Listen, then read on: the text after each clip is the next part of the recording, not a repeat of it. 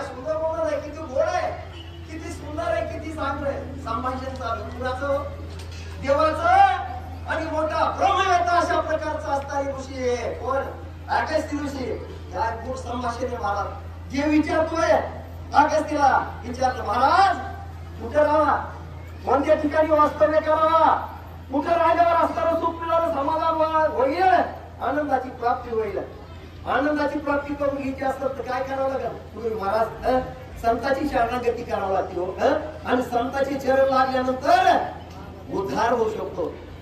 उद्धार होतो नाही, आयुष्यामध्ये सुख समाधान संपूर्ण मिळवायचं असेल संतांची शरणागती करायची. कोण्या संतांची हो, माझ्या राम भक्ताला रामा, माझ्या रामभगिनीला मी विनंती करतो.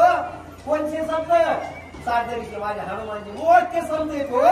म्हणून असणारे माझ्या भगवान रामचंद्र प्रभूचे सेवक संत असणारे आणि हनुमानजी म्हणून संतांची शरणागती करण्यासाठी जाऊन दर शनिवारी सार्दरीला येतो. महाराज काय आपल्या आई वडिलाचं पूर्वजाचं पुण्य असेल म्हणून या ठिकाणी आपल्याला संतांचं आणि सहवास घडतो, संतांची संगती घडती. काय सामर्थ्य, काय शक्ती, काय ताकद आहे अशी अशा ठिकाणी असताना माझा भगवान आणि विचारू लागला, गंगा तीराचे निकटी अति पावन पंचवटी, तेथे मागुनी पर्णकुटी संतुष्टी बसावे. अगस्त्य ऋषीने सांगितलं, देवा देवा रामा रामा रामा. कुणी नाशिकला गेले असतील बरीचशी मंडळी याच्यात, नाशिकच्या ठिकाणी ज्या ठिकाणी पंचवटीचा अशा प्रकारची सुंदर अशा प्रकारे झोपडी निर्माण करा देवा. आणि त्या झोपडीच्या ठिकाणी असताना तुम्ही त्या तीरावर वास्तव्य करा, आनंदाने राहा, सुख मिळालं, समाधान होईल, साहित्य पदाची प्राप्त अशा प्रकारे असणारी अगस्त्य ऋषी माझ्या भगवान रामचंद्र प्रभू संभाषण करू लागले. महाराज गंगापती ऐकता उल्हास सीतेच्या पोटी, रामाची सुख संतुष्टी पंचवटी ऐकणी. अशा प्रकारचं जेव्हा असतं माझ्या भगवान रामचंद्र प्रभूचं आणि अगस्त्य ऋषी महान अशा प्रकारचं दोघांचं संभाषण चालू होत आहे.